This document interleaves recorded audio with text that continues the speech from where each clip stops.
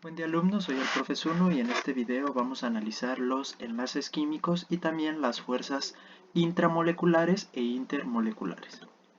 ¿Qué son los enlaces químicos? Los enlaces químicos se definen como una fuerza. Esta fuerza va a lograr mantener unidos a los átomos de distintas sustancias o de distintas moléculas. Vamos a tener tres tipos principales de enlaces: los iónicos, los covalentes y también los metálicos. Para que se pueda llevar a cabo un enlace químico, tienen que intervenir los electrones de la capa de valencia. La capa de valencia es la última capa que va a tener un átomo y es donde se van a situar los electrones más externos, y estos electrones son los que se van a encargar de llevar a cabo estos tres tipos distintos de enlaces. Como podemos ver en la imagen, en un ejemplo, si nosotros tenemos un átomo de cobre que tiene 29 electrones, según la configuración electrónica, la última capa que va a tener ese átomo va a tener cierta cantidad de electrones, y esos electrones, conocidos como la capa de valencia, son los que van a estar directamente involucrados en los enlaces químicos con otros elementos para formar moléculas. Para que se lleve a cabo un enlace químico, se necesita cumplir una ley. Esta ley se conoce como la ley del octeto. Esta ley establece que todos los átomos, todos, van a buscar siempre una estabilidad electrónica. Esta estabilidad electrónica la van a encontrar completando 8 electrones en su última capa y emulando lo que sucede en los gases nobles. Como sabemos, los gases nobles son elementos que no intervienen o no interaccionan con otros elementos debido a que ellos ya son estables. Y esta estabilidad la logran a través de tener 8 electrones en su última capa. Como podemos ver en la imagen, si nosotros contamos los electrones que están en rojo junto con estos que están en un color un poco más claro, vamos a notar que son 8 electrones en la última capa, y lo mismo para el otro átomo que está del lado derecho. De esta manera, los elementos logran una estabilidad y pueden formar enlaces. Para poder llevar a cabo los enlaces dentro de la química de una manera teórica o de una manera escrita, se llevan a cabo mediante lo que se conoce como la estructura de Lewis. Esta estructura es una representación donde vamos a tener a los electrones únicamente de la capa de valencia. No es necesario colocar todos los electrones que intervienen como en la imagen anterior, sino que solamente vamos a colocar aquellos electrones de la capa de valencia, y estos electrones van a ser representados mediante puntos, aunque en algunas otras simbologías se pueden representar con otras figuras como círculos, como X, como líneas, etc. Por ejemplo, tenemos estos 5 compuestos, bueno, 2 elementos y 3 compuestos, en los cuales podemos observar, por ejemplo, el hidrógeno tiene un electrón en su última capa, la capa de valencia está representada por un punto. Sin embargo, en el caso del carbón, el carbón tiene en total 6 electrones, sin embargo, 4 son los de la última capa y los vemos representados aquí. En el caso de las moléculas, por ejemplo, el hidrógeno proporciona un electrón a cada lado, y los restantes, que serían 6, son los 6 electrones del oxígeno. Lo mismo pasa en el etileno y en el acetileno. Aparte de representar a los electrones como puntos, también se representan los enlaces entre diferentes moléculas mediante líneas. Cuando se forma un enlace de 2 electrones, aquí nosotros tenemos 2 electrones enlazados entre 2 átomos, se representa mediante líneas. En el caso del etileno, como hay 2 dobles electrones, se representa por 2 líneas, y en el caso del acetileno, como tenemos 3 dobles electrones que se están uniendo aquí, se representa mediante 3 líneas. Y en el caso del carbono y el hidrógeno, vemos el par electrónico representado con una línea. Ahora vamos a analizar las fuerzas intramoleculares. Estas fuerzas van a ser las responsables de mantener a los átomos de una molécula unidas. Para que una molécula se mantenga unida, necesita fuerzas intramoleculares, es decir, dentro de la molécula. Para que se puedan llevar a cabo estas fuerzas intramoleculares, necesitamos lo que se conoce como la electronegatividad. ¿Qué es la electronegatividad? Es la fuerza con la que un elemento atrae los electrones. Mientras mayor es este valor, quiere decir que atrae con mayor fuerza los electrones, y mientras más pequeño es este valor, quiere decir que no atrae con tanta fuerza los electrones. Los elementos que están de este lado de la tabla periódica, que en su mayoría son no metales, son elementos que tienden a atraer electrones, a ganar electrones. Y los que están del lado izquierdo y hacia abajo van a tener valores pequeños, es decir, no atraen tanto los electrones, por lo tanto tienden a cederlos o a perder electrones. Ahí está la definición de la electronegatividad.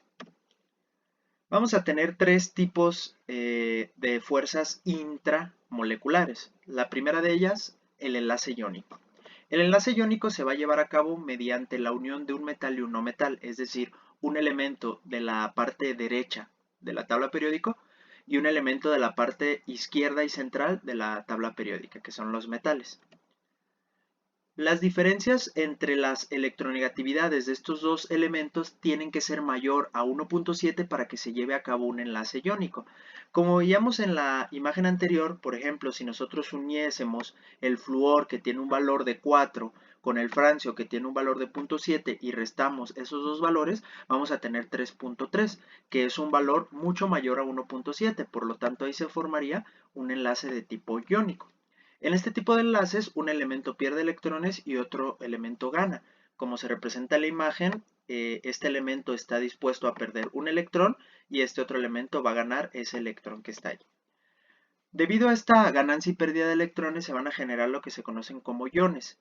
En el caso de la carga positiva, se denominan cationes y son elementos que van a perder electrones. Ya establecimos que estos serían los metales. Y aniones son aquellos que ganan electrones y generan cargas negativas, que van a ser los no metales. Aquí tenemos una animación mediante GIF que representa lo que es un enlace iónico entre el sodio y el flúor. Observamos cómo el electrón de la última capa del sodio se pierde y lo viene a ganar el flúor. En este caso, como el flúor gana electrones, entonces se vuelve negativo. En este caso también podemos observar cómo se cumple la ley del octeto. 2, 4, 6 y 8 electrones, y lo mismo pasa con el flúor. Y la formación del catión y del anión. Aquí tenemos también otra imagen. Esta imagen también nos aclara un poco por qué los compuestos aniónicos forman estructuras cristalinas. Debido a la transpolación o al intercambio de cargas negativas y positivas, se forman cuadros o cubos que son característicos principalmente de los compuestos cristalinos o de las redes cristalinas. El enlace covalente se va a llevar a cabo entre elementos no metálicos generalmente. Y en este caso se van a compartir electrones. Un elemento le presta un electrón al otro elemento y viceversa. Como podemos ver en esta imagen, un electrón de cada uno de los elementos se enlaza y se comparten, completando 8 electrones en su última capa. Los enlaces covalentes se van a clasificar a su vez en tres: polares, no polares y coordinados. En el caso de los no polares se van a dar en aquellos casos en los cuales tenemos elementos similares y la electronegatividad va a ser menor o igual a 0.5, y al ser muy pequeña esta electronegatividad no va a generar una polaridad, es decir, no va a generar una carga positiva o negativa. Como lo mencionamos, se da generalmente entre átomos iguales, como lo son el flúor, el oxígeno, el hidrógeno y el cloro, y generalmente este tipo de enlaces generan compuestos gaseosos. Estas fuerzas van a ser fuerzas muy bajas y no van a conducir el calor ni la electricidad. Tenemos los polares, que van a ser diferencia de electronegatividad entre 0.5 y 1.7, y esto le va a generar carga al compuesto. Esta carga va a permitir que ese compuesto sea soluble en agua y le va a generar que sea conductor de la electricidad. Esto se va a realizar principalmente entre elementos no metálicos y sus electrones se van a compartir de manera desigual. Tenemos el ejemplo de el hidrógeno y del oxígeno. Observamos cómo tenemos un electrón del hidrógeno que se va hacia el oxígeno y luego regresa hacia el hidrógeno y se está compartiendo constantemente. Vemos que jala también un electrón del oxígeno y en ese momento se cumple 2 para el hidrógeno y 8 para el oxígeno. El hidrógeno es el único que cumple la regla del octeto con 2 electrones y observamos que se genera una polaridad. Esto quiere decir parcialmente negativo y parcialmente positivo. Se genera una zona negativa y una zona positiva. Una zona donde hay más cantidad de electrones y una zona donde hay menos cantidad de electrones. También lo podemos ver en el ácido clorhídrico, como el cloro, al ser un elemento muy electronegativo, atrae electrones, y el hidrógeno pierde su electrón, pero no de manera definitiva en un enlace iónico, sino que es una manera momentánea.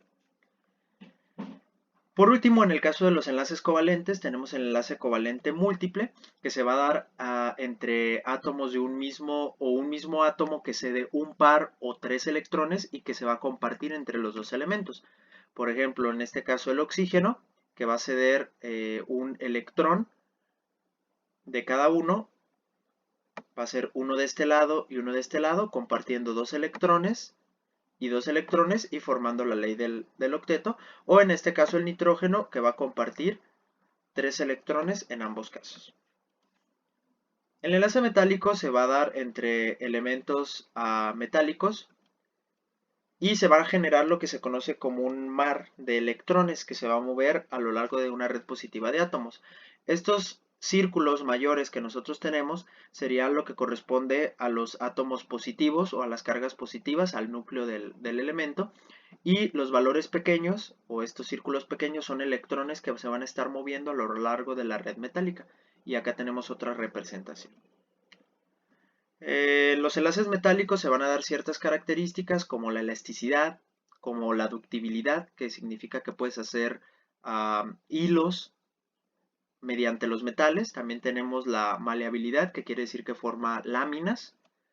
Van a ser buenos conductores de calor y de electricidad y van a tener estas características antes mencionadas. Sin embargo, debido a su característica de mar de electrones, se van a encontrar formando óxidos porque pierden electrones muy fácilmente que se están moviendo a lo largo de la red.